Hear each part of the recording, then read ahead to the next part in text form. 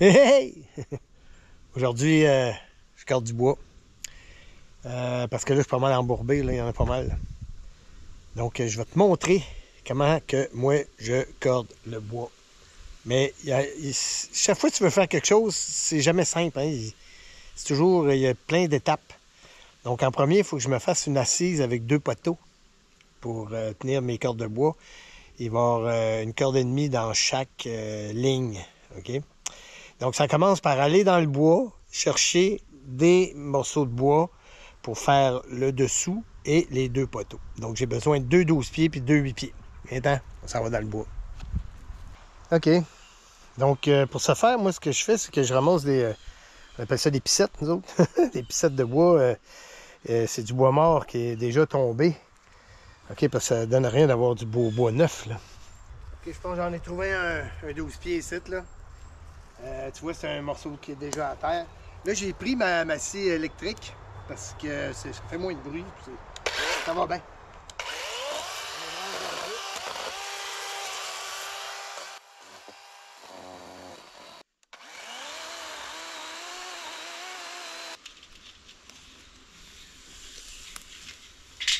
C'est ça qui est drôle, tu sais. Moi, je veux corder du bois, mais là, je suis en train de couper des arbres. Parce qu'on dirait que tu peux pas rien faire, sans faire d'autres affaires avant. Toujours des étapes. Hein? OK, ça c'est la petite scie électrique 12 pouces de Walt avec une batterie 60 volts, 9 ampères. Là, ça fait longtemps que je ne l'ai pas aiguisé, là, je suis un peu paresseux, mais ça, c'est mieux de tenir ça bien aiguisé parce que c'est fort, mais c'est pas fort. Tu mets de l'huile à chaîne ici. Ben, c'est pratique pour faire des petits travaux forestiers comme je fais là présentement. Donc, j'ai mon bois que je voulais. OK, j'ai mes 2 morceaux de 12 pieds puis 2 morceaux de 8 pieds que je vais finir de débiter. On va aller à notre tas de bois pour enfin peut-être corder, mais ben non, il faut que j'installe ça avant. Ah, toujours des choses à faire avant de faire de quoi.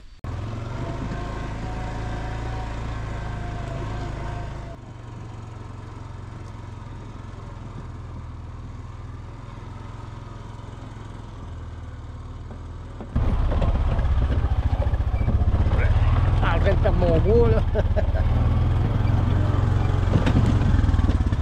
Une mouche dans les cheveux, tarbine. Ça, c'est mouche à chevreuil, ça. C'est étonnant, ça. Ça, t'as beau mettre du produit, les mouches à chevreuil s'en foutent carrément.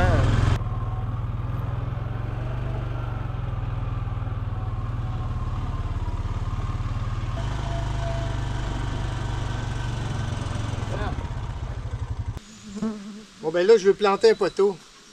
Qu'est-ce que ça prend pour planter un poteau? Comme les petits vieux, ils faisaient. Ça te prend une barre à mine. OK, une barre à mine. Hein, de quoi de pesant, de quoi de tough. Ça te prend une masse à poteau. Il y a une masse à poteau, c'est fait de même. Ça, c'est en fonte. Tu tapes pas sur du fer avec ça. C'est fait pour taper sur du bois. Hein, une masse à poteau. Ça te prend un escabeau. Puis ça te prend la bonne chance de ne pas tomber sur une roche avec ta barre à mine. Là, tu vois, j'ai fait une pointe à mon poteau de 8 pieds. OK, que je vais rentrer ici. Là, je m'enligne avec mon 12 pieds. Là, OK? Pour savoir à peu près ce que je vais faire mon trou. Ça va être ici. Là. Il va être ici, mon trou. OK, on va souhaiter qu'il n'y ait pas de roche. Et ça, j'en ai déjà 3 cordes de fête. OK, ça, c'est une quantité, chaque ligne qui contient une corde et demie. Donc là, je vais faire mon trou. Je vais te montrer comment ça marche, puis on va essayer d'être chanceux. Donc, tu vois, là, je vais creuser avec ma mine. J'espère que je ne pognerai pas de roche, OK? Ben, mon trou, je veux qu'il soit ici. Je veux que ça marche. OK, à date, ça va bien. On tourne en rond un petit peu.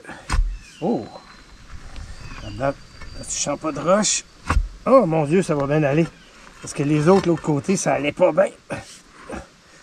Tu vois, donc, tu vois, ça va assez bien, là. Donc, tu élargis ton trou. Donne à rien d'aller trop profond. OK, mais ça, tu pognes ton poteau. Tu rentres ça là-dedans. Pink. OK, donc là, il penche comme ça. Là, ben, tu essayes de planter ça bien drette. Donc, tu fais attention à ne pas te planter.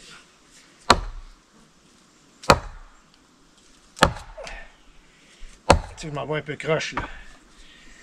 Donc, je redescends. T'essayes de te planter droite un peu, hein? Là, tu lui donnes un petit coup de main d'amour, là. Faut pas qu'il swing.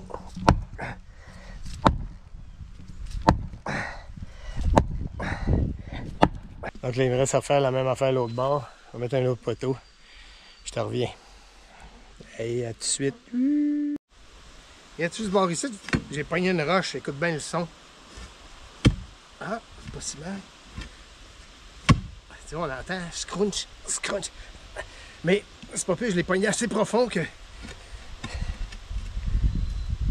c'est pas grave. Mais des fois, tu te pognes tellement pas profond qu'il faut absolument changer le trou de place. Puis ça, c'est gossant. Donc, mon assise est faite. Okay. Ça a pas mal de niveau parce qu'il faut que ça soit le niveau parce que la pire chose qui peut t'arriver, c'est que ta corde de bois, elle s'écroule. Puis une corde de bois qui s'écroule, c'est vraiment en poche. Donc là, ce qui arrive, c'est que des fois, ta corde de bois, tu sais, elle peut sortir comme ça, bombée. Donc là, tu t'enlignes comme ça avec ton œil de jambon. Puis tu règles le problème avec une masse comme ça. OK? Parce que s'il y a une tendance à aller sur un bord, ça risque qu'elle s'écroule. On ne veut pas que ça s'écroule. Donc ça, c'est bien important. C'est un ajustement final.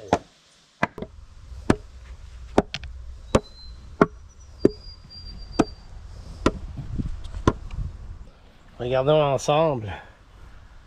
Ouais. Ça a l'air pas trop pire. Allez, on peut commencer à charrier du bois avec le BC. Donc, j'ai remarqué qu'avec mon sapi, parce que ça a l'air que ça s'appelle de même, ça, un pic à pitoune, c'est beaucoup moins fatigant. Parce qu'on n'est pas tout le temps penché en train de ramasser des morceaux de bois. C'est ça. Ceux qui sont petits, là, comme ça, là, parce que, tu sais, dans le fond, c'est moi qui coupe ça à l'œil, moi, je prends pas une règle. Puis aussi, des fois, tu arrives au bout du bio, puis il reste juste un petit mognon. On appelle ça des mognons. Ben, les mognons, je les mets tous ensemble. Parce que c'est pas le fun. Quand tu veux corder ça, à un moment donné, ça peut nuire à ta corde, tu sais, parce qu'il y en a des grands, il y en a des petits. Des plans pour que ça s'effondre. Puis on veut pas que ça s'effondre.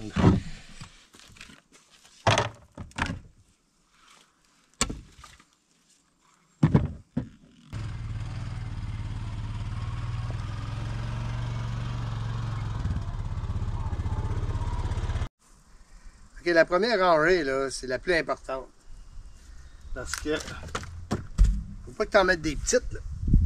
OK, puis il faut que ça soit toujours assez égal et assez niveau aussi, hein. Donc moi, ce que je fais, c'est que je vais garder toujours la face extérieure, c'est elle que je vais mettre égale. Je m'en fous la face qui est à l'intérieur parce que de toute façon, il n'y a pas une bûche qui a la même grandeur, hein. C'est fait à l'œil, ça. Puis à l'œil, ben, c'est à l'œil. Hein? Finalement, si jamais tu dis que le bois de chauffage, ça coûte donc bien cher, ben, fais-en pour le fun. Tu vas voir qu'il y a beaucoup d'ouvrages là-dedans. On s'en sort pas. Mais là, au moins, moi, je paye pas le bois. Je fais rien que le travailler. Donc, finalement, quand je fais mon bois, c'est comme si j'étais payé, je sais pas, moi, 50$, 60$ de l'heure à peu près. Ce qui n'est pas négligeable.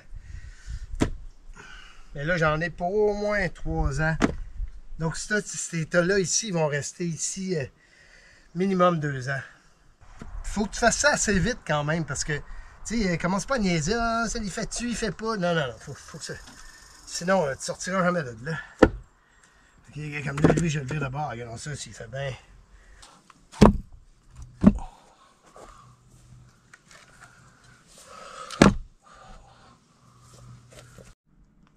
Ben, les petits bouts, eux autres, je les corde ailleurs. Comme je te disais, c'est que si je mets ça dans la grosse corde, ça déséquilibre un peu. Une chance que je fais pas tout ça à brouette parce que... Une chance que j'ai mon 4 roues. Torieux. Ça, ben, je vais brûler ça Je vais laisser ça soit dans mon poêle ou dans le feu de camp. Tu sais, quand tu fais des barbecues, là. Je vais mettre le plus proche possible parce que...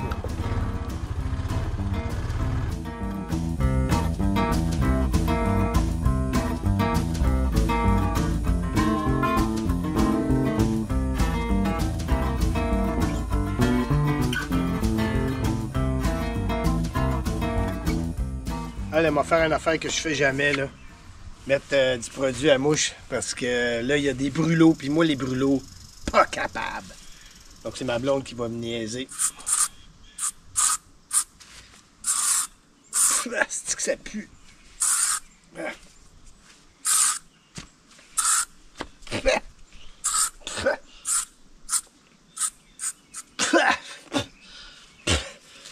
Deep wood. C'est que c'est mauvais.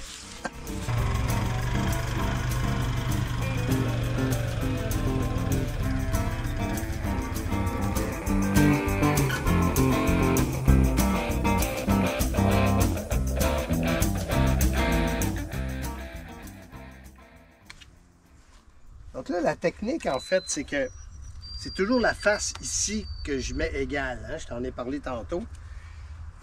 Puis, s'il va, mettons, celle-là est croche, OK? Donc, je regarde s'il n'y a pas un trou à quelque part. OK? Il y a un trou ici. Non, c'est pas bon. Ici, ouais, ça c'est mieux. OK? Donc, tu essaies, tu sais, de boucher des trous. Puis, comme je te disais, faut pas que tu hésites, là. Tu sais, faut pas que, mettons, tu fais ça de même. Celle-là, je la mettrais-tu là ou là ou là? Faut pas que tu hésites, sinon tu feras jamais rien. OK? On va être loin dans l'année. Tu n'auras rien fait encore. Mais ça, c'est des belles galettes. J'aime ça, couper des galettes de même quand je fais. Là. Je fais exprès pour faire des galettes. Donc, quand je fais des travaux comme ça, répétitifs, ben, j'ai le cerveau qui fonctionne. Puis là, j'en étais rendu à la réflexion que nous autres, les êtres humains, on marche sur la peur. Hein? Donc, c'est vraiment drôle. C'est vraiment drôle parce que je suis un peu les élections en France. Et puis, c'est vraiment délirant. Là. Donc, au départ, on avait peur de l'extrême droite. Hein, que personne ne voulait que l'extrême droite arrive au pouvoir. Puis là, finalement, après le deuxième tour, c'est la gauche qui est rentrée. Là, il faut avoir peur de l'extrême gauche. Donc, c'est toujours une notion de peur. Hein?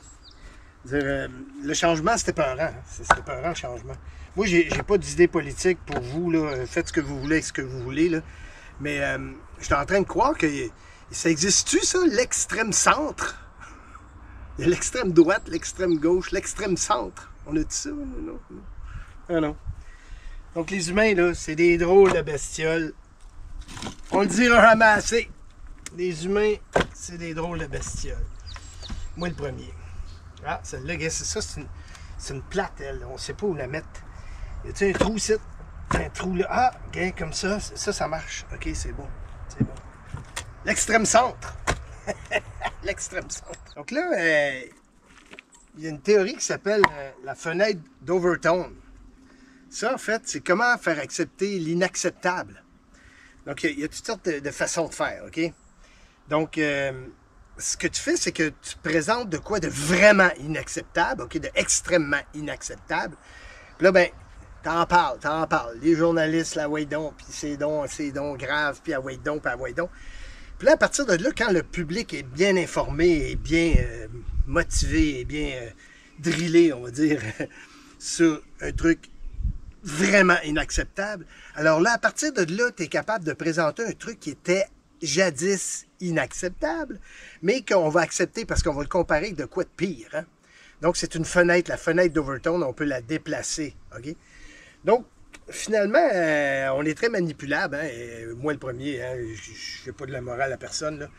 Mais ce qu'on se dit, dans le fond, c'est que ça existe-tu vraiment, démocratie? Mais tu sais, ça fait drôle. C'est ce qu'on appelle se plaindre, le ventre plein. D'ailleurs, que j'ai une grosse bédaine. Je suis bien nourri. Nous, en Amérique, on est riches. La même chose en Europe. Mais finalement, quand les résultats ne plaisent pas, on déplace la fenêtre d'Overtone. Hein? Donc, c'est la même chose aux États-Unis. Hein? Donc, tu présentes de quoi de vraiment inacceptable, puis un coup, tout le monde est habitué à ça. Ben là, tu présentes un truc qui est inacceptable et tout le monde l'accepte parce que c'est comparé avec de quoi de pire. Très manipulable. Nous sommes très manipulables. Moi le premier. Mais moi, ce que je veux, c'est vivre en paix. L'ataraxie, la maudite paix. Donnez-moi la paix, je vous donne la paix.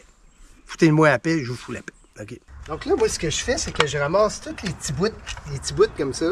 OK? Parce que c'est de la belle ressource. Puis ça, je mets ça dans une boîte. Puis je vais m'en servir dans mon feu de camp pour faire les barbecues.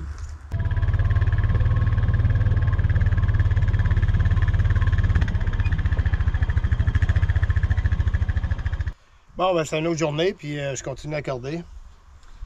Il fait beau aujourd'hui, il fait beau. Plein de soleil, plein de soleil.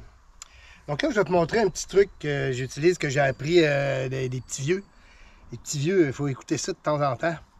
Sais-tu qu'est-ce qui m'ennuie de plus en plus? C'est qu'à un moment donné, ça va être moi le petit vieux. Pas toujours drôle, hein? Mais c'est pas grave, un petit vieux heureux, mettons. Mais un petit vieux pas d'âge. Un petit vieux, en tout cas. Je te montre un truc. Donc là, tu sais, quand tu cordes comme ça, ben, des fois, ça arrive que, tu sais, t'es un peu penché comme ça, hein. Puis si t'es un peu penché, ben, il y a des bonnes chances que la corde, elle foute le camp à terre. Donc, tu regardes ça pour rester toujours un peu de niveau, ben, en tout cas, le plus de niveau possible. Tu sais, tu peux te servir d'une bûche, par exemple, qui a une petite bosse ici pour ramener ton niveau. T'sais. Donc ça, de prendre soin de faire ça, ça risque de rester longtemps. Parce que moi, ces cordes de bois-là, en principe, sont là pour au moins un minimum 2 ans. Donc là, mon but, c'est d'être bien égal, OK? Une belle hauteur égale, puisque je suis rendu à mi-parcours, OK? Donc, je te montre mon petit truc après. Je finis, je mets ça bien égal. Donc, voici mon truc. Là, tu prends une vieille corde, OK? Moi, j'ai la corde ici qui tenait des balles de foin. Tu prends une vieille corde. Quand tu es rendu à mi-hauteur de ta corde de bois, OK? Parce que les deux poteaux du bout, là, ils cherchent à s'en aller comme ça, hein, parce qu'ils ont de la pression. Donc, pour empêcher que tes poteaux foutent le camp à terre, ben là, tu viens t'attaches un premier bout, comme ça. OK, on ne gêne pas, on l'attache. Attache comme ça. OK. OK, tu attaches ça. Tu déposes ta corde tout le long de tes bûches. Tu vas jusqu'à l'autre poteau. OK, on va virer ça tout de suite. OK. Tu vas jusqu'à l'autre poteau. Comme ça. OK. Ça. Comme ça. Moi, je ne l'attache pas tout de suite le deuxième bout parce que je vais d'abord écraser ma corde. OK. Ça. OK. Le bout ici. On retourne ça un peu comme ça. Donc, je ne l'attache pas tout de suite à l'autre bout. Ce que je fais, c'est que je viens commencer à déposer des morceaux de bois sur ma corde. OK. Ça. Parce que si je l'attache tout de suite, des fois, elle vient trop bandée. Puis là, quand tu mets le morceau de bois, il flottille. OK? Ce que tu veux, c'est qu'il soit bien coincé sous les morceaux de bois. Donc là, j'en mets un peu partout. J'écrase ça. Il faut. Là, je m'en viens dans ce bord ici. Tu vois, le deuxième bout, je l'ai ramené. Je vais même peut-être faire un tour complet. Check bien ça. OK? Je vais lui faire un tour complet ici, comme ça. Oui, ça. C'est lui. Ça. Puis là, je continue à remplir mon... On tourne ça. Voilà, hein, c'est cool une GoPro, pareil. Hein? C'est assez amovible. OK, gars, je remplis les trous. Hein, c'est un trou. Tu vois, faut que ça écrase, S'il écrase pas, comme ça écrase. Ça. Puis l'autre bout, là, je vais le mettre par-dessus ici. Hein, comme ça. Ce qui va faire tenir encore plus. Donc, tu comprendras bien que cette corde-là, qui passe dans les bûches, comme ça, OK, va être vraiment coincé, là. Puis ça va empêcher les poteaux de vouloir s'en aller par là. Tu vois? Et toutes mes cordes de bois ont le petit système de cordes. OK? OK. Ben, je continue jusqu'à égalité de l'autre corde, puis ça va être tout pour comment accorder du bois au Québec. Puis que ça dure, puis que ça s'effondre pas la semaine d'après. Hey! Bon, ben c'était accorder du bois avec le randonneur masqué. Donc là, c'est juste un début, hein? Parce qu'il m'en reste pas mal à sortir du bois encore. Puis ça se trouve que là-dedans, il y a 6 cordes, peut-être un petit peu plus, parce qu'ils sont plus hauts que 4 pieds. Une corde ici au Québec, ça a 4 pieds par 8 pieds. Et là, quand je te parle de corde, là, je te parle de corde de touriste, en fait. C'est des bûches de 16 pouces. Parce qu'une vraie corde, ça a 4 pieds de large par 4 pieds d'eau par 8 pieds de long. Mais là, on fait plus ça. Ça, c'est des cordes de pitounes. Hey, salut! Je te le dirai pas. Je te le dirai pas. Je te dirai pas de t'abonner. Je te dirai pas de mettre un petit pouce bleu. Je te le dirai pas. On t'en a, hein, ceux qui disent ça tout le temps. Mais moi, je le dis pas. Je te le dis pas. Je le dis pas. Non, moi je le dis pas.